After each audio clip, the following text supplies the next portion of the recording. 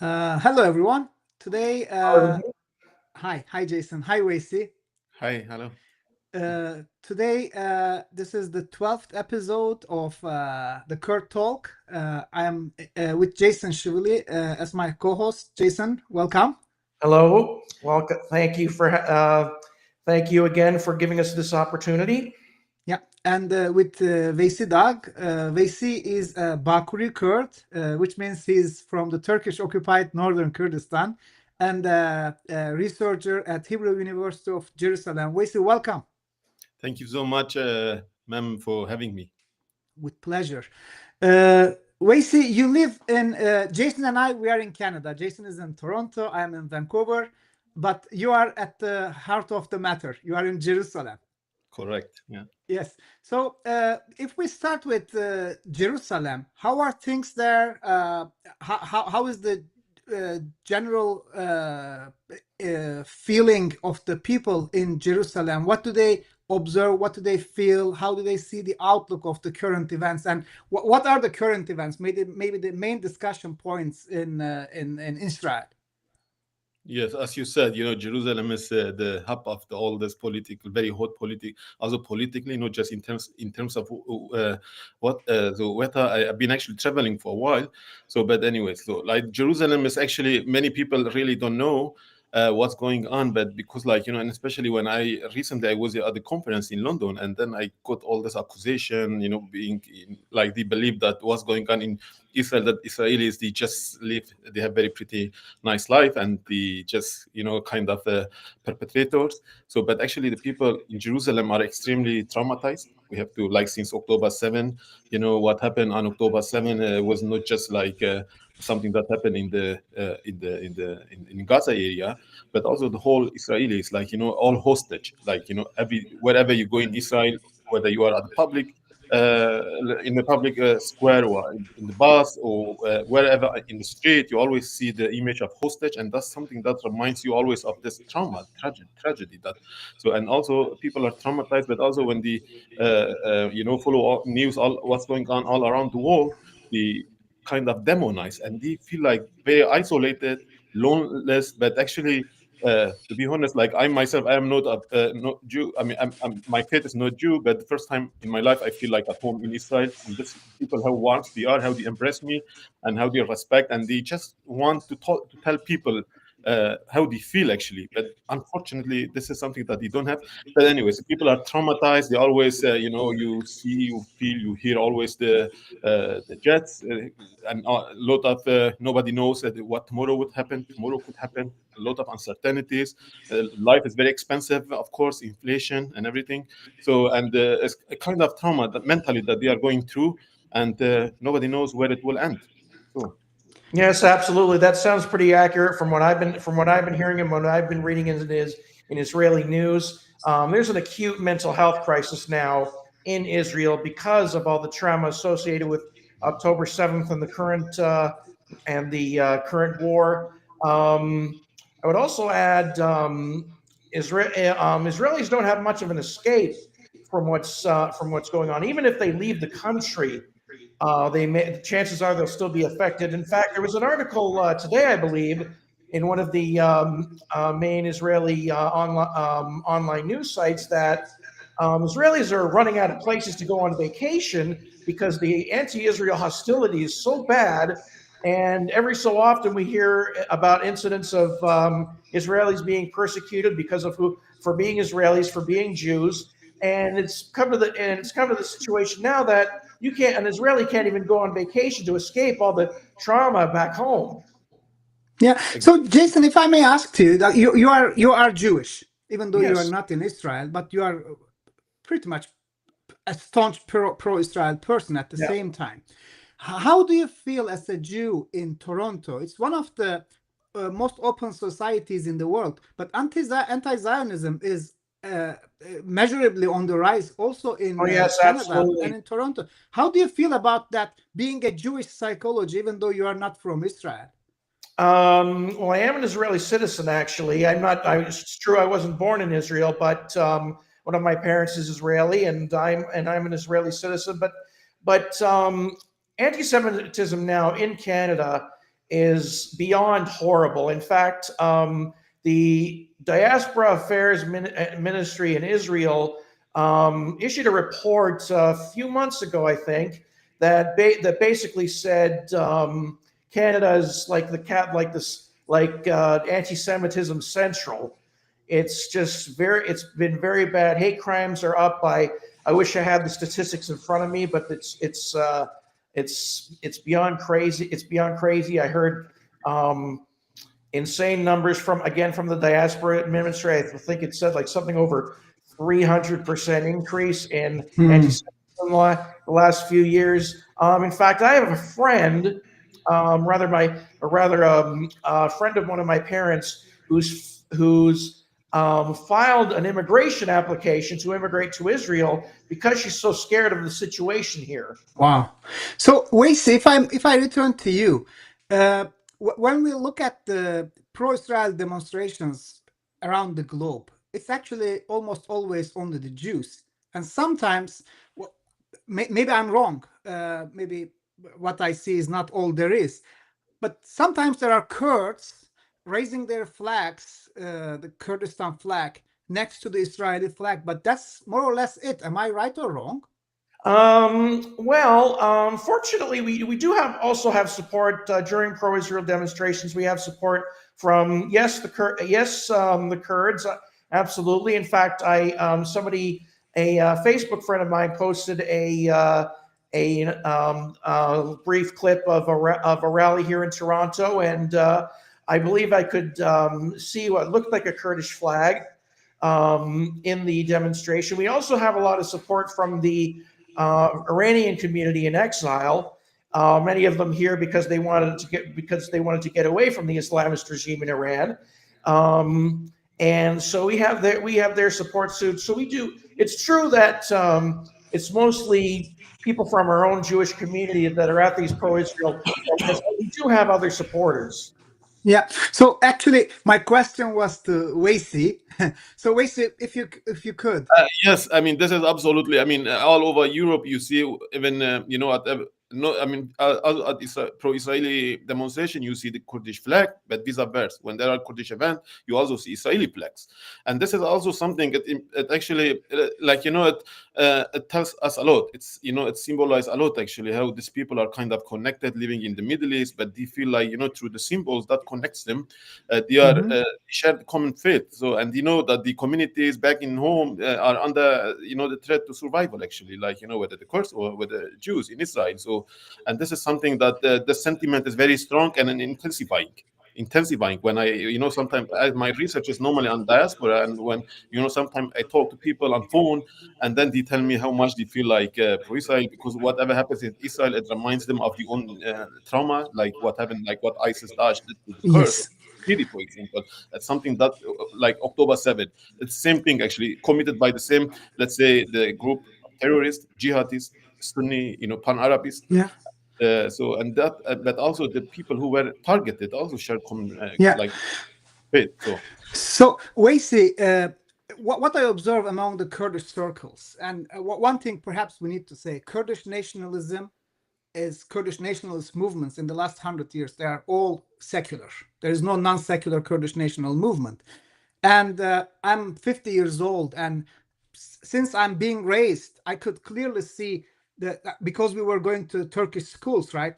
Turks are definitely anti-Jewish, not only anti-Zionist. But on the other hand, when you are with the Kurds, when our Kurds are in the Kurdish circles, we always talk to ourselves that the Jewish are actually allies. I'm not talking about the Israel, the entity. I'm talking about the Jewish people. So we were raised. We are being raised, and we raise our children as very friendly to the Jewish people. And I would actually have my own stories for the first person that I met in my life who was an Israeli, and I didn't know he was Jewish. He didn't know I was Kurdish, but this humanization of the Jewish, it naturally exists among the Kurds, but dehumanization of the Jewish also kind of naturally exists within the Turks. So what I'm coming to here, like obviously these are my personal anecdotes or observations, but you're an academic. What would you say about the Kurdish view of Israel as a political entity? Look, I mean, it's a very important question. Look, first of all, we have to, your observation is really correct. And it is kind of individual observation, but we cannot apply to the whole community, actually, to the whole society, the Kurds in general, despite the fact that there are some kind of, and especially the Turks and some Arabs, they support some, let's say, Islamist Kurds, representing them as a Kurdish as Kurdish organization, but actually there's no any correlation even when we talk about Hüdapar and Hezbollah. They are Turkish Hezbollah, in my opinion. Of course, they are not Kurdish national movement. Exactly. No. And this is the Kurds in general. They don't have kind of even though many are like dominantly they are kind of Sunni Muslim, but the Islam is not the part of the culture. It's just the faith. The Kurds are secular, and the Kurds also feel like, I mean, even right when you go in many Kurdish towns and cities, whether in Kurdistan region of Iraq, in Syria, Rojava, in Kurdistan region in Turkey, you see still the Jewish sites, they are protected. Even the Jewish house, when like in Syria and in Iraq in particular, when they were the victim of pogrom, persecuted, they had to leave, they had to escape, and the Kurds preserved the home, the synagogues, the symbols, and even some of the houses still are locked because the Kurds still wait that the Jewish neighbor will come back, for example. And this is the culture, because the Kurds and Jews, they have a history of 2,700 years. They live together, and many Kurds convert into Judaism. And this sentiments, is, in my opinion, are still strong. Like recently, I mean, a year ago, a Kurdish, I wouldn't mention her name, and she came to Tel Aviv for an internship, and then after 4 months, she just felt that she recognized herself that she is Jew, and she decided to convert into Judaism. Now she's in the process, and then she made Aliyah. And like myself, once I was like on the way. I'm telling you this anecdote just to make clear, and so how this natural ties, bonds exist, and this is not just something that we politicize. It has a history. So, and once when I was on the way to synagogue, I had my kippah because part of my research was also in synagogue. And then I met a rabbi. We walked together like for 15 minutes, and after 15 minutes, he went to his synagogue, and I was supposed to go to another synagogue. And then he asked me about my faith and my religion, and then I told him that I probably may be Yazidi, but otherwise I don't feel any kind of bond to any religion. And he said, "No, you are Jew." I said, "How do you know?" he said he meant he did it. He was serious. Even actually, he was serious. And I said, "How? What do you mean? How do you see?" He said, "Look, when I look at your face, when you talk, the way you approach it represents the Jewish soul. Maybe your parents, your grandparents, maybe 1,000, 2,000 years ago, they were Jew, but they converted, or they were forced to convert into something else. But still, despite the conversion, the Jewish soul will never leave you. It doesn't matter what happens." I mean, and then he said maybe, of course, maybe the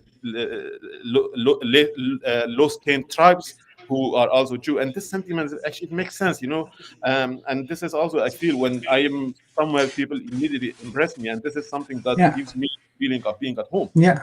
Like Jason, if I may ask a follow-up question, like Weysi, when you say that, I remember I just remembered when I was a teenager in my early 20s, I remember saying, I wish I was Jewish. So and things, look, and this is the fact. This is very powerful amongst the Kurds, even elderly Kurds, even Muslim Kurds who are like over 70, 80. And actually, I talk with some mothers in Kurdistan. They are 70, 80, and they always pray for Israel. That is because they believe that Iran, Arabs, Turks, they all attack Israel. And this is something that but this there's this very strong sentiments that this community approach each other, but Turks try to prevent it. The politicize, dominize Jews and Israel to prevent this kind of But then one thing, when there was a demonstration, I think it was 2 years ago, like there was total silence.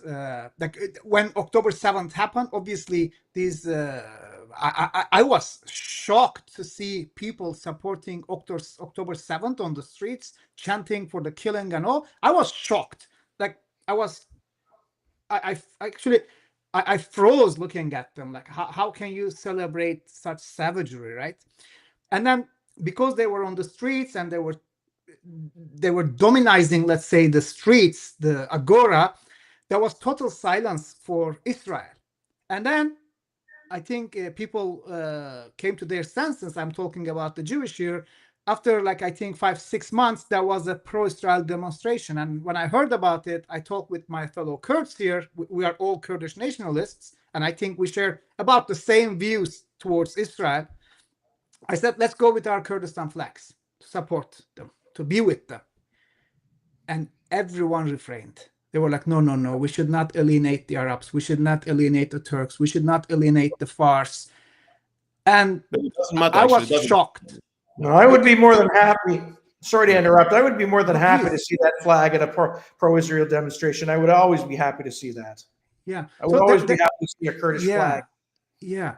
So like there is this. Okay, we are going to discuss how the maps can change, and I think Jason and I agree. I will listen to your opinion on that, Weysi, that there should be a political and logistical connection, a land bridge between Israel and Kurdistan, which Absolutely. seems very you agree with that, which seems very possible today, but Kurds are very hesitant to, especially Kurdish politicians, Kurdish leaders, to say anything that would put them in, let's say, the Israeli camp, which actually wouldn't be an Israeli camp. It would be a Kurdish Israeli camp.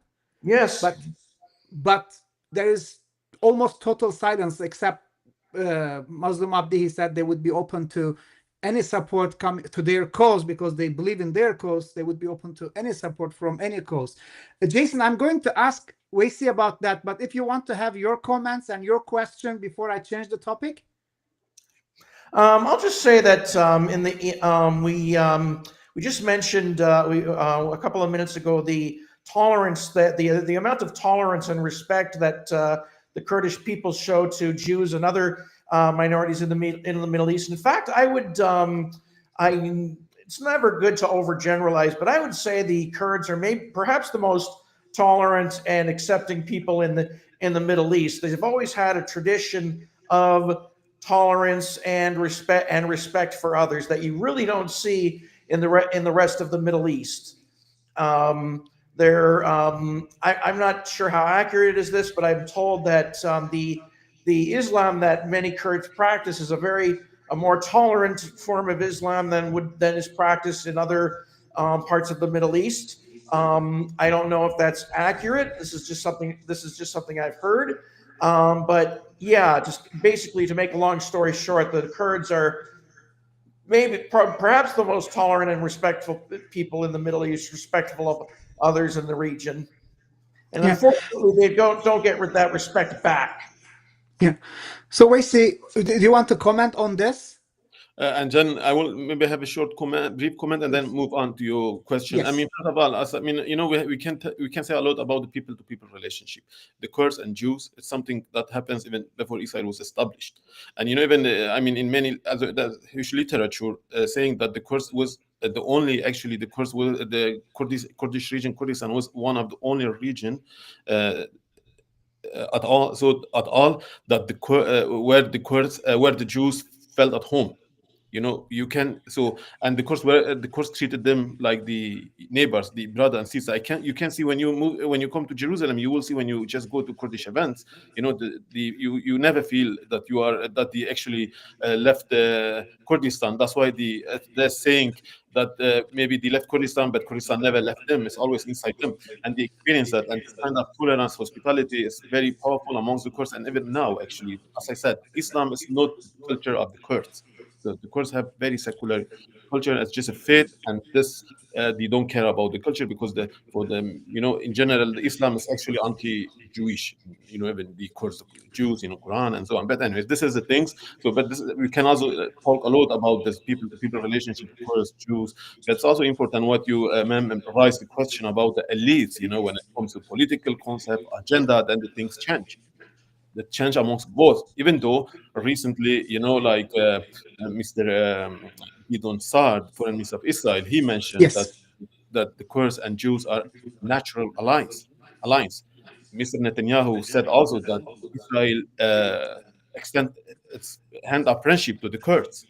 And the Kurds responded, like General Mazloum said, that we are open even when Israel support us. We are, for the first time that he mentioned, that was courageous even, you know. Yeah. Ilham Ahmed also said, she said that we believe that it's important Israel as the neighbor of Syria has to also participate to design Syria because it's also affected.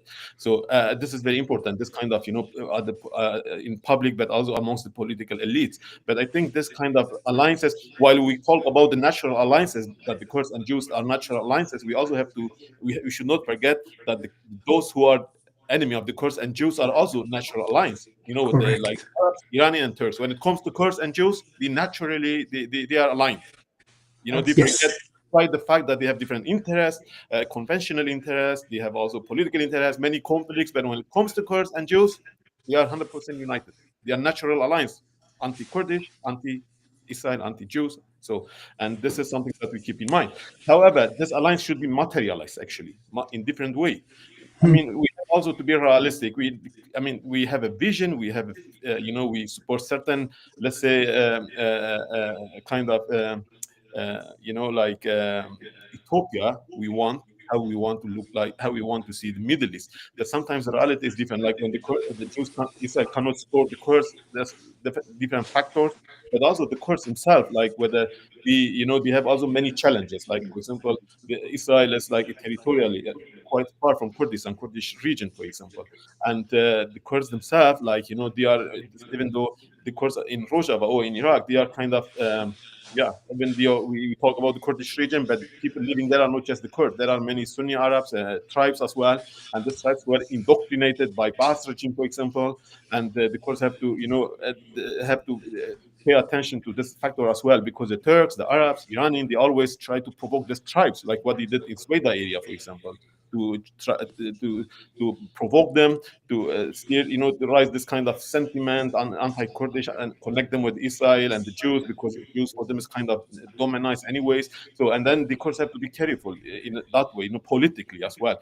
And this is that we actually, when we talk about the corridor, like also you can see on the map, the corridor is a way forward, actually, how to materialize the sentiment that exists, the alliances, natural alliances amongst both communities. And this is for both for the Kurds, but also for Israel. It's very crucial for the Kurds, a corridor. The Kurds are kind of, we remember from Erdogan's speech when he said 2017 after referendum, or before referendum, actually, he said he threatened the Kurds with starvation when Yes. for independence, for example. And this, Yes. but the Kurds, I'm not that much sure whether the Kurds really took it seriously. Still, they moved on with the referendum, but they have, even Ibn Khaldun even actually mentioned sometimes that the territory is a fate. So the territory, they are Correct. confined. This territorial confinement prevent the Kurds that they cannot, move out from all this landlocked hostile area. So, and the corridor would be lifeline for them. But that's something Exactly. same applies to the Jews, to Israel. Look, we talk about now, believe me, I don't know when, but I think it's the matter of time that maybe the jihadists, this kind of inspired by Muslim Brotherhood, maybe Turkey may sponsor them, Qatar anyway, they may establish a corridor from Afghanistan to Syria, corridor of jihadists, of Islam. That will be serious threat to Israel, this extremists. I mean, in addition, Iran is another aspect, actually. Iran is not silent where it is. So it is kind of, this territory, like, between, especially this region between Syria and Iraq, is very fragile. And actually, the only way to ensure the security for Israel, the security for the Kurds, but also more than security actually. And this is also I wrote a paper, a piece about the Abraham Peace Corridor. And this is Abraham Peace Corridor because it's not just about security; it's also about the trade, about cooperation, about stability, and in that way you can promote the peace. And this part of in the Middle East, like Middle East is in a change, and actually since 2020, October 7, 2023 was just sabotage, probably supported by Iran, maybe Turkey, and they used Hamas to sabotage this project, peace in the Middle East. But this corridor can actually change the entire Middle East to promote this project. Started Abraham Accord 2020. So that from that this corridor, because the corridor will also confine not only jihadists but also Iran. And the course will, of course, a lot of practicality. We need an arrangement that need to be mentioned, but it's very important that this corridor will definitely provide, will have a very dynamic implication for the whole region. Maybe I say, but you may come, you may ask questions. I stop here, but so, No, that's fine. No, actually, I was going to open that topic. Being landlocked limits the options for the Kurdish elite, Kurdish decision makers, right? You A are peace corridor, sorry to interrupt, peace corridor can change that because Israel can open up that, can cancel out the landlocked situation. The other thing I would mention is that the one big change that's of course gone on in the Middle East lately is that the Israeli devastation of Hezbollah allowed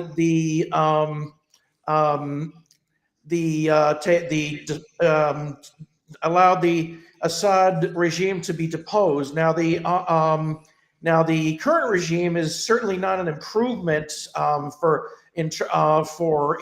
Israel or for the Kurds. But one thing it did do is that there used to be a whole jihadi corridor from, say, Iran to Syria, and that's how Iran got a lot of its weapons to groups like Hezbollah and Hamas. But now that Israel has basically compromised that that jihadi corridor, because the one maybe benefit of this new regime is that they're certainly not on our side, but they're enemies of Iran as well. So that works out for us. Unfortunately, though, I don't see a very good future for Kurds in Syria under this new regime of Ashara. I just don't see it, and I think it's vital that a peace corridor is established in order that the Kurds in Syria and even Kurds in Iraq, just next door, can have a better future. yeah. but also, also for Israel, because when October 7 happened, who carried out this terrorist attack? It was Hamas, probably mobilized by Iran. In other words, Iran became the neighbor of Israel, actually, by using this. Correct. Yeah, One side Hezbollah, but now Israel, actually, with this project, maybe it's a kind of tricky issue, but Israel can be the neighbor of Iran in that sense, that the things will totally change. But yeah. Yeah, Weysi, you said some other things must happen, or maybe you didn't say must, before such a corridor is invested in. Can you elaborate more on that? Look, I mean, when I think with July 13, when Hayat Tahrir Sham, HDS, Julani, with in coordination with Bedouins and tribes, when they attacked Suwaida, the attempt was to commit genocide. To some extent, they did. They killed many people. So, and that was the leadership. By the way, if I may, I'm sorry, but what I've always read on the news and everyone else in the world, oh, it's the Bedouin tribes. But nobody said, like, why will these Bedouin tribes attack the Druze all of a sudden? But then later we learned it was actually not the Bedouin tribes. It was the jihadists all over the country that were attacking the Druze, right? Please continue. Attacking them, and they were mobilized, and many of them were actually transported by Turkey. We have also there were many images. That was one of the biggest. If for people who do not know, in Turkey the main mode of transportation is intercity buses, and one of the biggest company is called Metro Transport, and Yes. that was there transporting the jihadists to Suwaida region. And Turkey has experience, there was also all jihad, that's Daesh, ISIS, remember, where actually there was a corridor from Europe to Syria via Turkey. Turkey opened this corridor. Yes. We also have to keep, if Israel and the Kurds, if they remain inactive, the enemies who want to eradicate them actually are not like always in action. We have to keep in mind. But anyways, the spiritual leadership of Suwaida called, it was very legitimate, called for humanitarian corridor. to have access to the Kurds, because the Kurds in Rojava, the Kurd, Oh yes. Syrian democratic forces, for example, they are legitimate forces. They work with the coalition, the anti-ISIS coalition, to fight, to battle against Daesh, ISIS, and they are legitimate. And the Druzi, they said they didn't personally call Kurds, I mean Israel, then the Kurds, because they said we want to have a humanitarian corridor, and in general, humanitarian corridor is something very crucial, and it has a legitimacy. The Kurds did when Daesh surrendered them. They also opened this corridor. They were also supported to some, from support by international coalition, and for humanitarian reason, because the Druzi, the Christian, the Kurds, all these minoritized communities, they require this corridor, because those corridors enables them to connect, to cooperate, to survive, even they support each other. Absolutely. That's one aspect. That's also political, political corridor. It's also for the Kurds, for Israel. First of all, for Israel, actually, as we said, this will ensure that Israel has a bulwark. This corridor will serve as bulwark against the radical extremist jihadists, whether Sunni or Shia, whether Iran or Al Qaeda. Absolutely, I agree 100%. This region, many tribes in that, like in the zone and many areas, they are kind of extremely manipulated by this Daesh, and that's what I was trying to say. They can also be manipulated by Iran at some point, because they are like, always changing the side. You never trust them. It's all about the power, and whoever affects them, whoever provides them more resources, probably they will change the side. And this is something, and Iran can use them, manipulate them, and as I said, I think Afghanistan under Taliban leadership could produce a lot of jihadists, sending them to Syria and create hope where the threat not just Israel, the whole world, and many October 7 may happen to Israel, to the Kurds. This is one aspect, for the security, when it comes to as far as security policy is concerned. But there's also energy. You can also, the Kurdistan, for example, Kurdistan region of Iraq, but also in Syria, you have all resources, energy, oil, gas, whatever. And Israel and Kurds, they can make trade. And this is also, that's why I mentioned in my piece, Abraham Peace Corridor. One of the aspects, the objective, to promote cooperation through trade and commerce. Correct. Yes. Oil. Then you have water. You have agriculture, because the Kurdistan region in Syria, in Rojava, but also in Kurdistan region of Iraq, are regions in Syria and in Iraq where you have the main 90% of agriculture. And we can benefit from a friend's touch instead of the enemy's fist, because we have been being beaten as Kurds for the last, I don't know, at least a century. But if you extend the political time frame, it's like since the beginning of 19th century, Kurdistan is not allowed to have any sort of autonomy. Not only autonomy, like any economy is not allowed. Sorry, Weysi? Yeah, no. Yeah, I just said nothing. No, even basic form of self-governance was not allowed. Correct. Yes. So a friend's touch. If there were that, actually, we dragged the topic. But if there were, like, Israelis are very industrious people, right? The Jewish, they're very industrious, and they are very able, as we can see what they did in Israel in the last 70, 80 years. So if there was that kind of cooperation between the two countries, now we are talking about a Kurdish entity, we would be, I think, grateful to the Jewish people, and we would thank God for sending them, right? But also we have to keep in mind, look, it's this corridor, they called, like, let's say, anti-Semitic groups, whether in Iraq, the Shia, or the Turkey, they call it David corridor. This yes, exactly. Of Israel, and even the head of the ultranationalist Turkish ultranationalist party movement, Devlet Bahçeli, said that this corridor is David corridor. Recently, he said that. Yes. But this is the Kurdish lifeline, and actually, also actually, on that, this picture on the screen is not from a friendly group. This is a hostile group to this project. And wow, that's interesting. And it's very evil in the way it's prepared, but it's also very realistic. You see, the Israeli side comes with airplanes and tanks, and the Kurds only have these pickups to defend themselves. Yeah. They cannot defend themselves with this against Turks. No, they cannot. So, so when you think of what they think, and this is a Turkish-backed website, the Cradle. What they want to prevent is the Kurds to be able to defend themselves with the Israeli support, and it's clear on the way they present. And the main evil they have on this is Netanyahu, and I think they get the picture correctly from their perspective. But except, no, I don't understand what their problem with Kurds and Israel is. Well, you know what? Let me just, I'll just go on record and say I would fully support Israel sending weapons, whatever military support the Kurds need to defend themselves from Turkey, regardless of whatever diplomatic repercussions there would be. Maybe Weysi might have a different opinion about this. I also want to follow up with a question for both of you, because I'm not sure, I'm not aware of this, but maybe you two are. We know that Israel talks to the Kurds and it talks to the Druze, but do the Kurds and the Druze talk to each other? Because we have to all be talking to each other if we're going to have this peace corridor.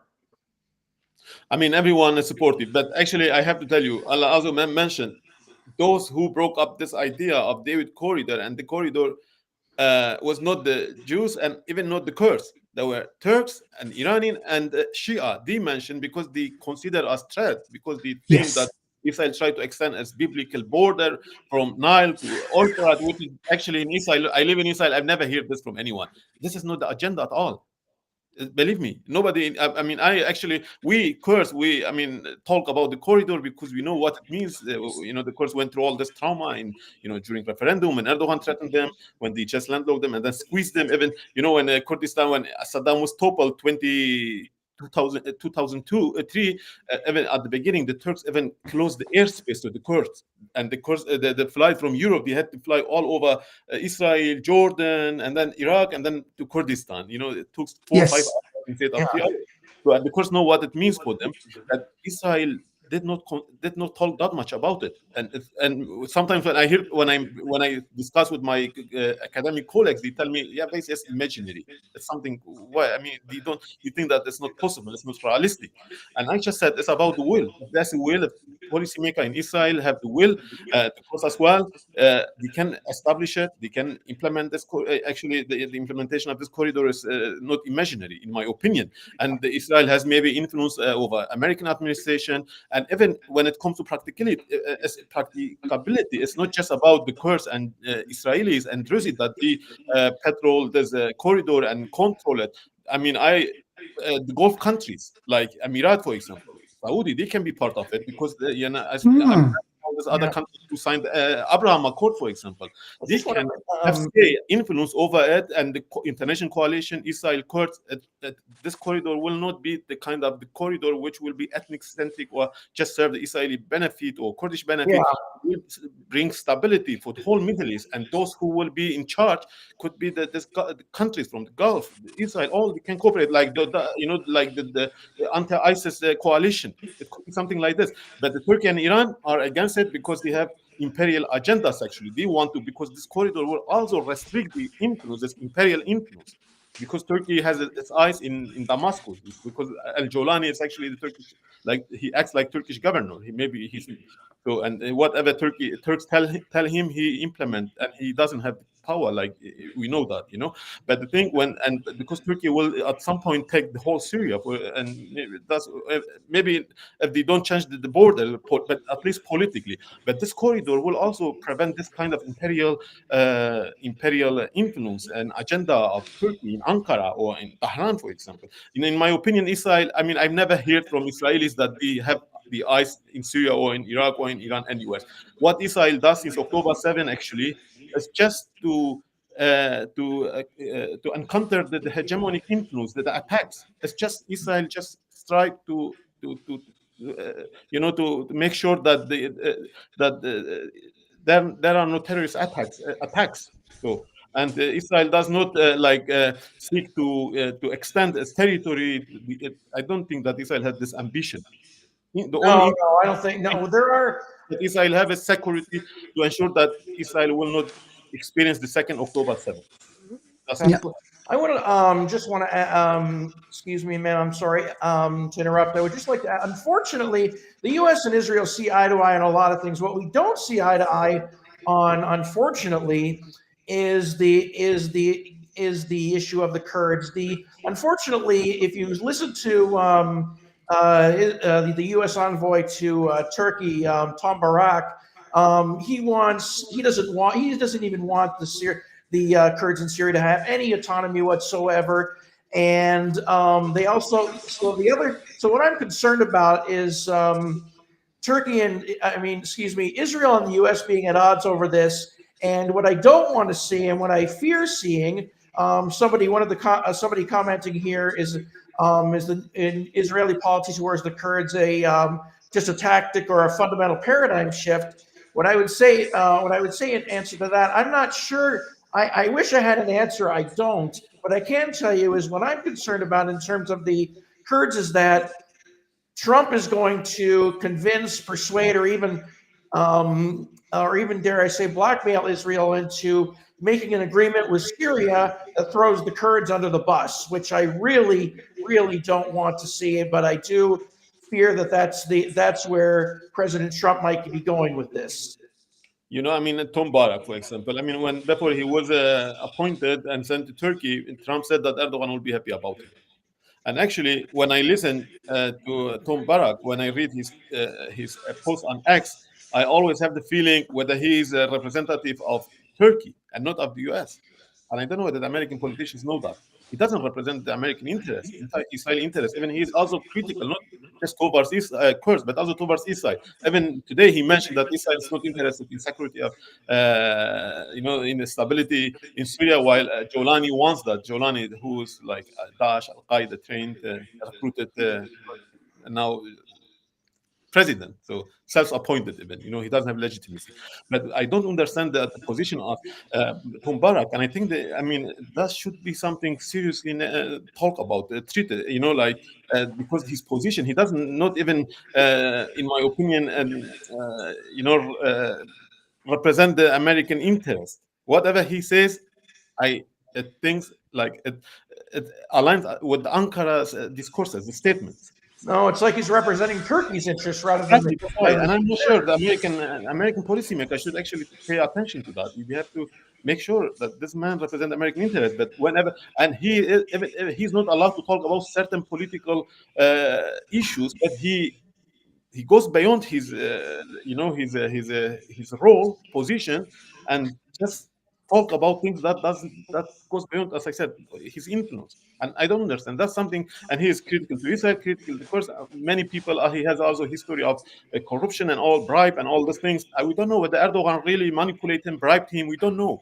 When Trump was elected during his first term, then there was one of his security advice. I don't remember his name, Mike something. Maybe you remember. You may help me with that. But anyways, he was that they were supposed to provide the Kurds with certain weapon to use against Daesh. But this security, this advisor of Trump, he actually he postponed it, and later on it went out. He also went to prison. That Turkey paid him, I don't know how many $millions. I mean, that's the Turkish, and not Turkey bribe the what do you call, like the mayor of New York. And Turkey has this kind of history with Iran, with Tehran, with Qatar. Turkey has kind of this kind of bribing tradition, and I don't know whether they really bribe Tom Barak. I don't know. But when we listen to him, it doesn't sound that he represents American interests, that he is really that he makes sure that Israel securities are prioritized, or the Kurds, and even other minoritized communities, whether the survival is relevant for him. I don't know. Like, he represents the agenda of Turkey and Qatar, in my opinion.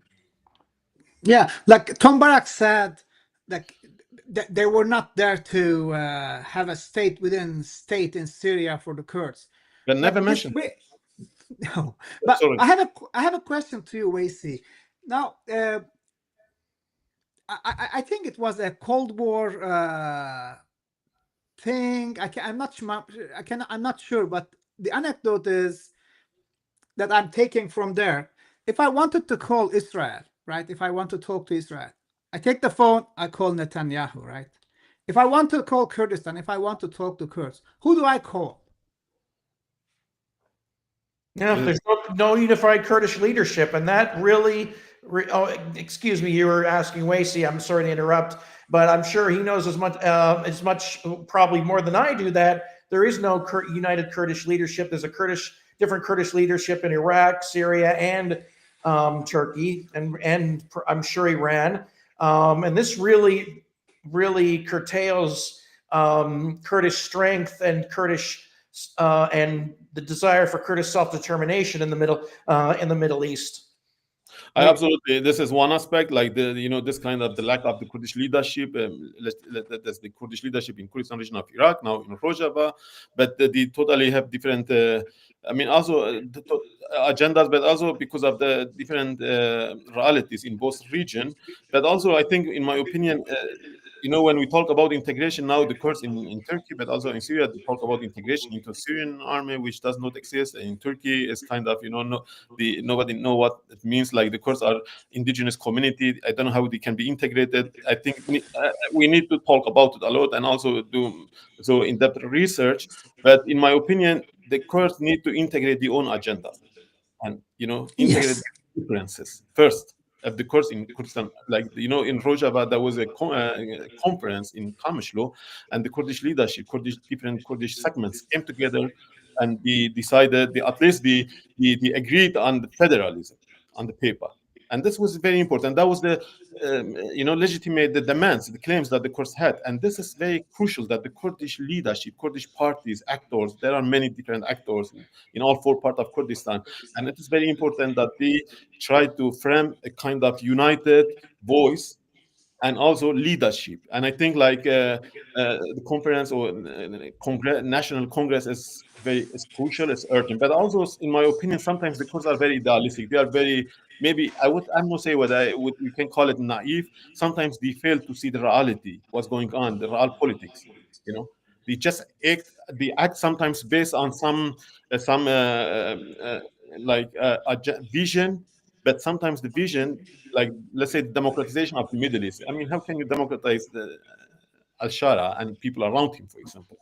You can democratize your own society if you can manage to have the sovereignty over your own territory in a form of federalism, in form of I don't know what autonomy.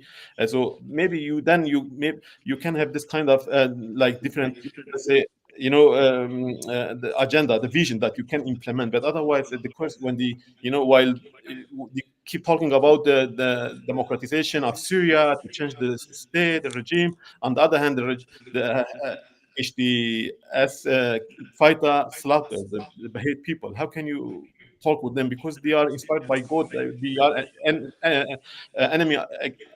Enemy of democracy, and sometimes that's why the Kurds fail to see this reality in the region. Yeah.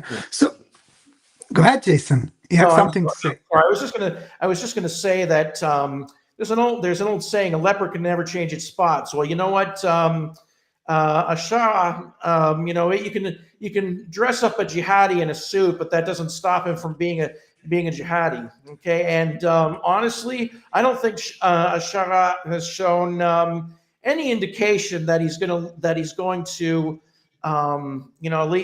leave his jihadi roots. He hasn't.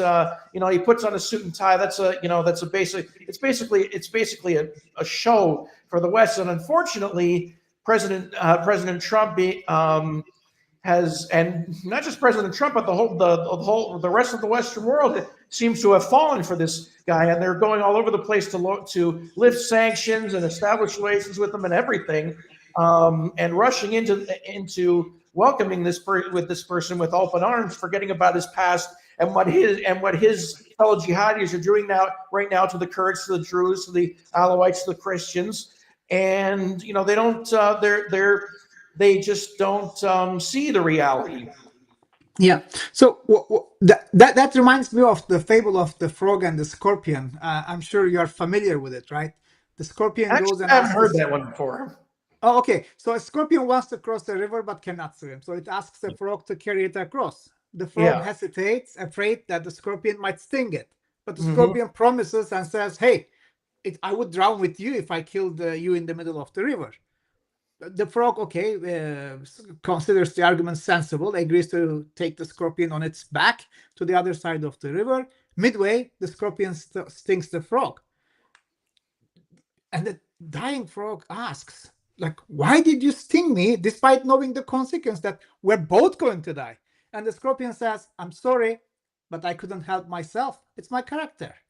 Mm. Right? Yep. Yesterday a jihadist, tomorrow a jihadist. Absolutely. Yeah. You So know, go ahead. sorry. No, I mean, fully, I agree. Like Jolani, I think, maybe you also hear there were some recordings circulated on social media platforms. He threatening, how he will take over Jerusalem to free Al-Aqsa. But also, I got some images from some of the friends, journalist friends who were in Idlib area, and they saw the drawings, how this jihadist made this drawing on certain central squares, like Hamas style invasion. How they invade to occupy Jerusalem, and they had this image everywhere. It means in the mind they will the But end to take but over. that's but that's also the Turkish mindset. Like Jason Exactly. and I wrote on this on Jerusalem Post. I have my own articles, and I only hope that Israel is also very much aware of it. But if you follow the Turkish media, left and right, secular and religious, it doesn't matter. They are all on a jihad to liberate Jerusalem. Like exactly the same that you have been hearing from the mullahs of Iran. There is no mindset difference between the two when it comes to that, except the Fars, the Iranians, were using their proxies, but the Turks come themselves, right? Veysi, I'm sure you're following. Like the Turkish target is it's an expansionist agenda. First, they will take Aleppo and Mosul, and then next they'll control Damascus. It will be, and that's one thing maybe I want to ask to you. Now they have a new rhetoric, right? It's going to be a Turkish, Kurdish, Arabic alliance, which begs the question, against what? What can form this alliance? Like you are forming an alliance for what? Well, we all know it's against Israel. Exactly. I wrote. So then I wrote. I have a question. I think we are all okay with that. That's the Turkish agenda, right? So my question is: this is the Turkish plan for Kurds in Syria. This is the nature of the talks that's happening between Öcalan and İmralı and Turkish state. That's what they want to do. They want to take the Kurds under their control, extend this to what we have just discussed, Al-Julani, against Israel. So that's the Turkish plan. And then, well, I think it's pretty much obvious also to Israel. So should Israel, for its own sake, reach to the Kurds before the Turks? Absolutely. Absolutely. Absolutely. In fact, let me just follow up on that, because you both probably know that that Israel has demanded that southern Syria be demilitarized as part of any agreement with Syria. Unfortunately, they have not demanded that the Kurdish areas in the north and northeast also be demilitarized. And I really wish our government had done that, because as we've been talking here the whole time, we have the Israelis, Kurds, the Druze. We all are a natural alliance against the kind of jihadist expansion that Turkish President Erdogan is talking about, and against any jihadist threat, whether it be Turkey, ISIS, Hamas, etc. We see. Yeah, absolutely. I fully agree, and this is, this, this kind of because you mentioned that Israel has to speed up and actually reach out to the Kurds. It's very crucial, because we have to keep in mind, like Öcalan is also in the hand of the Turks. He's in solitary confinement, and I mean, and Turkey money use him. I mean, nobody knows really. Nobody, whatever he does, whatever he says, goes through the Turkish surveillance and control mechanism, and we don't have access to them. And Turkey manipulate him, use his name, I don't know about his intention. I will not talk about it. But what I can tell you for sure that Turkey use Öcalan to manipulate the Kurds in Rojava, in Syria, but in Iraq, also in Turkey. And this is very important. And many Kurdish people, many Kurds and also Kurdish elites, they probably think about, okay, we really maybe it's true, maybe there's a coalition, because many alliances. This alliance is definitely against Israel. We know that Arabs, Turks, and Salahadini also mentioned all this historical figures. So and Turkey used many. There are many Kurds actually who less not all Kurds are kind of aware of all this kind of Turkish game, double game. Turkey plays always two games at the same time. So and Kurds may also question the Israeli approach, because many Kurdish elites and individuals also, you can read on social media, they say, okay, we want that Israel use us, exploit us, and then leave us. But Israel should actually eliminate this let's say this understanding, so that how to reach out to Kurds, to talk to them. And also Kurds have, as not just Israel, we also have to say, and Israel has many problems. Israel is fighting against fighting at 7-8 fronts, and Israel has also internal issues, in Jerusalem, in Tel Aviv, we see everyday demonstration and all these things. That Israel is not just like has all the power to do all these things. Correct. Also the Kurds have to make effort as well, the Kurdish politician, the leadership. And that's exactly was my follow-up question. What are your observations on that front, and what do you realistically expect from the Kurdish leadership? Look, I tell you, I think mutually there are very powerful sentiments, that the Kurds and Jews, Israeli, the people in Kurdistan, they really have extremely positive sentiments towards each other. But sometimes, the emotion sentiments doesn't help when it's about other interests, about the region, like the Middle East, where the chaos and all this irrationality prevail. And for this, but the Kurds, in my opinion, have to be courageous. They have to also identify the enemy, because the Turks and I would say Arabs and Iranian, they are not just enemy for a few years.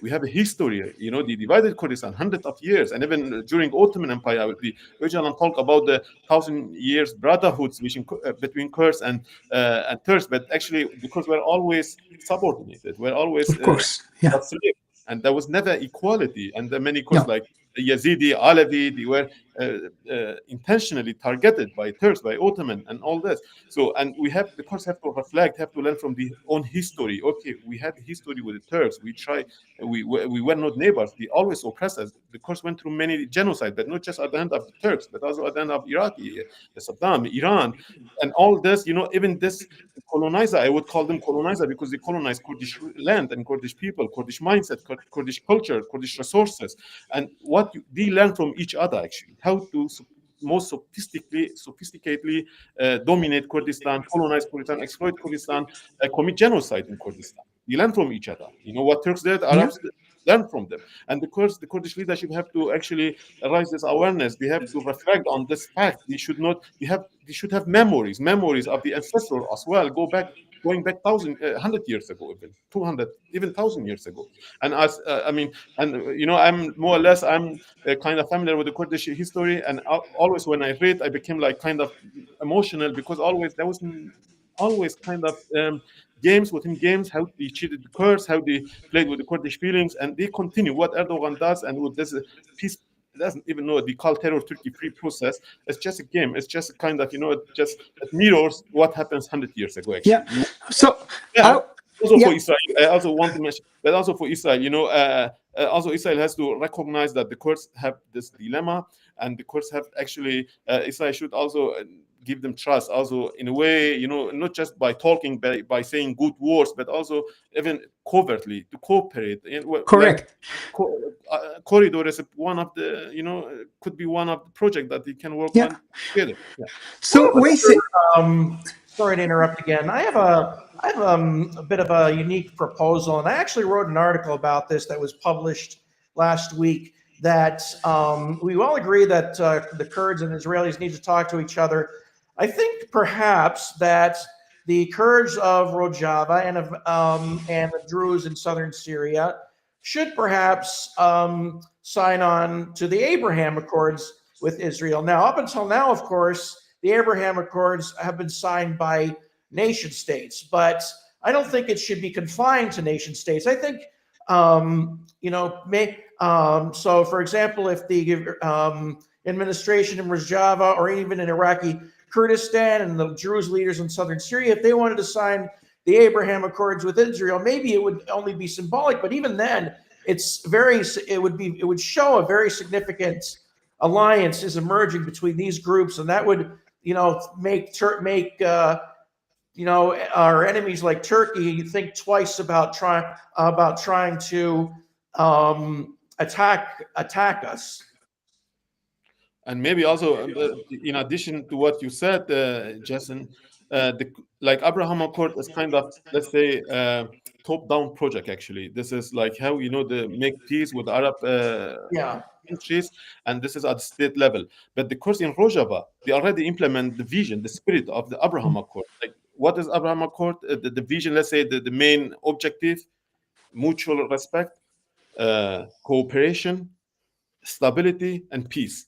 And the Kurds do that with the people with Syrianic people, with Yazidi people in Rojava. The Kurdish project is like mostly bottom-up project. Like how that's why exactly what the Abraham Accord meet the both aspect, like top-down and bottom-up. And they have already not just sentiment, they have the vision, they have all this, the experience that, and they have all this opportunity. I think the Kurdish and Israeli leadership, Jewish leadership, should not wait. I mean, So Weysi, you will agree with me because we are of the same. There is not two Kurdish mindset, I will say. So when we talk about Zionism, we talk about an inspiration to Kurdish cause. This is the only way the Kurds talk about Zionism. When we talk about Theodor Herzl, we almost pray that he was Kurdish, not Jewish, right? It's such an inspiration for us what the Jewish people achieved from like, if I always give the example of Oliver Twist from Charles Dickens. He doesn't need to give a name to his bad character, right? The antagonist of the book. He's just Jewish, right? From there to having a state of your own and have a name for yourself instead of being the bad guy in the novel, right? That's what the Jewish did. So, but then when it comes to us, yes, we are still not on that mindset. That's why it's an inspiration for us. We haven't yet developed the idea of a united Kurdistan under single leadership, a Kurdish agency for the Kurds on our ancestral lands. But at the same time, you said correctly, you are landlocked, your options are limited, your choices are limited, your resources are limited. This land bridge, if that were to happen, if the Israelis could indeed, as the way the Turks and the Arabs and all these anti-Zionists fear, if Israel supported the Kurds with the right weaponry to defend them, to defend their land against them, right? That would be saving us. But what would be the benefit for Israel? I'm asking to you both, and then let's wrap up the program for today.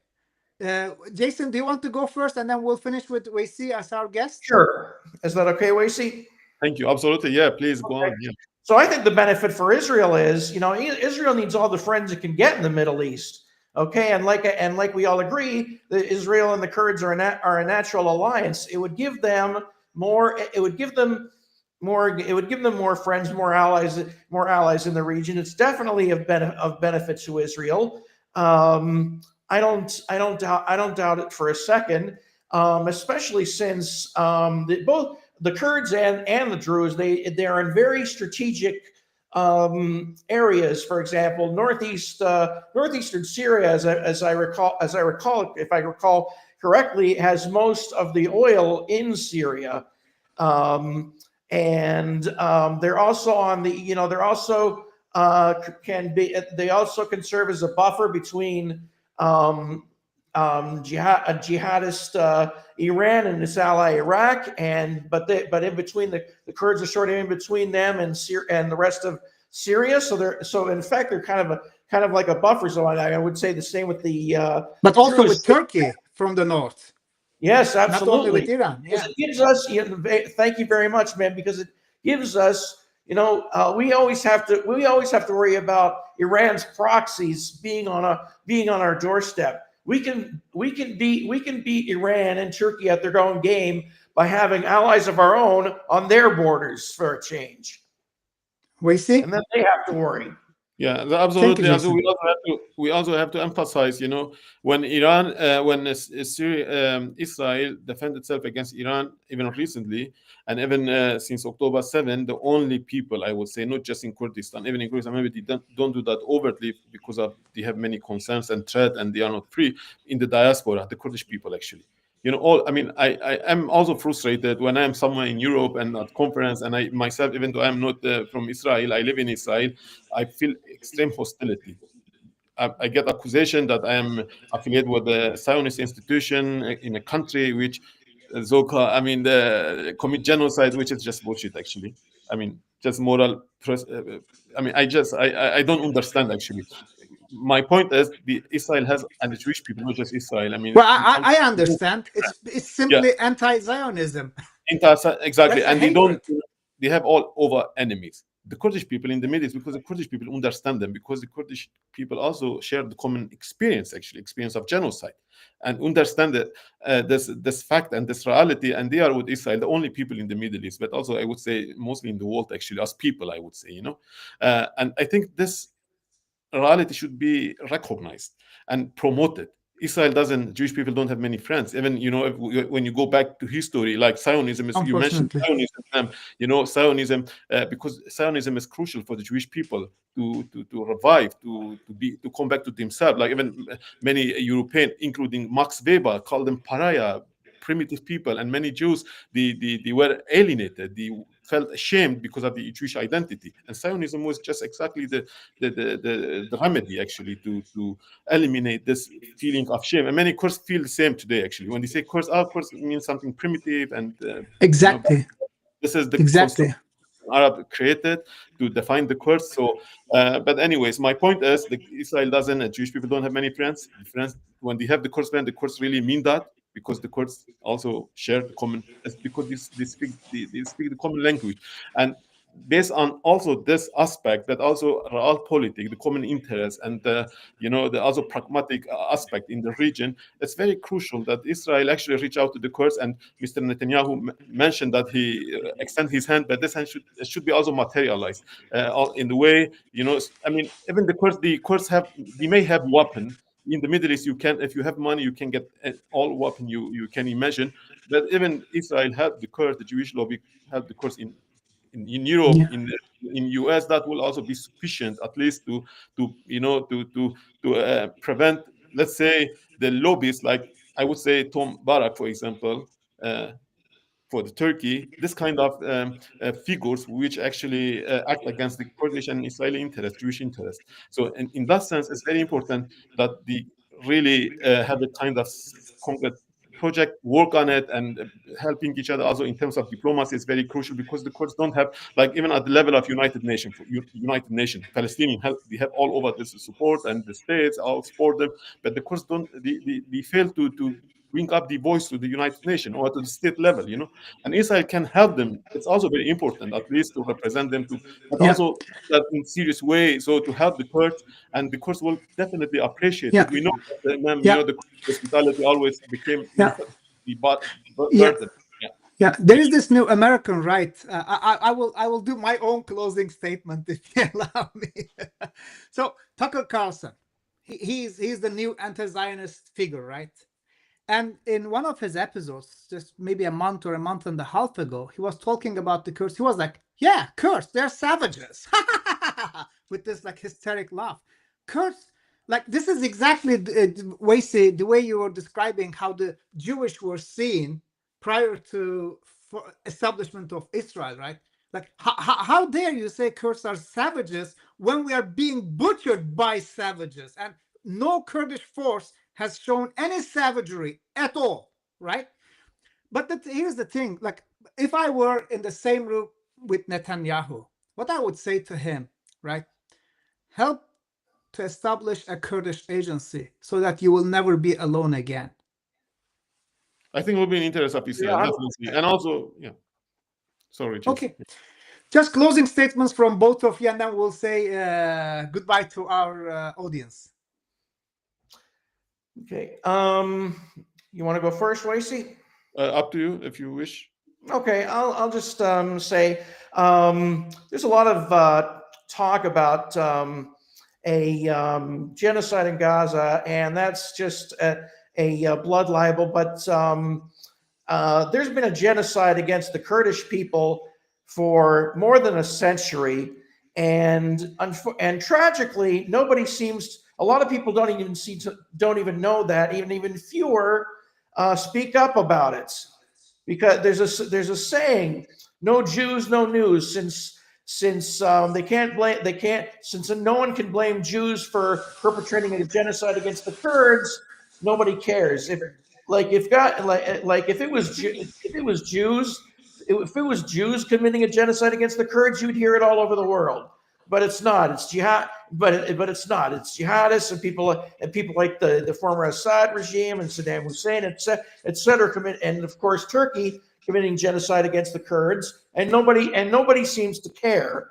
Here's a real genocide happening in front of you that's been happening in front of the world for over a century, and nobody talks about it. And this is something that I hope changes in the future, and I hope a peace corridor that we've been discussing can be established and provide a better future for all of our peoples. Thank you, Jason. Thank you, Jason. I would like to add, following up what Jason said. I mean, it's very, like what's going on in the Middle East is historical. The status quo is, is undergoing the transformation, which is historical. And the new Middle East, like also Mr. Netanyahu shown two maps: the black map at the United Nations when he had his speech, and the green map. And the Kurds are also with green map. And this historical transformation should happen, and that can actually lead to stability, peace for all people in the region, indigenous people, and without domination. And this is very crucial, especially to challenge this imperial agenda from Ankara, from Tehran.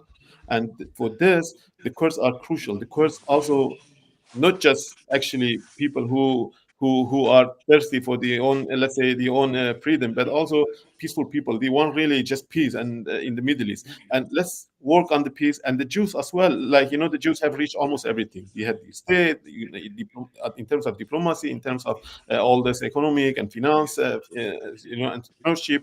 They reach everything, but they didn't reach one thing, actually, peace. And that's why they always said, land for peace. Land for peace. They always help. They offered land to get the peace, but they never got the peace. That applies to the Kurds as well. And I think it's very important for the Kurdish and Jewish people, but not also Kurdish Jewish people, also the minorities communities, including Druzes, Alevite, Yazidis, all these people, Asuri people living in the region, to work together to reach peace that everyone in the region needs. I just would like to end with this, and thank you so much for having me, for hosting me, and I appreciate that. With pleasure. Coming. Jason, Weysi, thank you to both of you. Let's hope our voices are heard. Hope to see you next time. Thanks. Very much appreciated.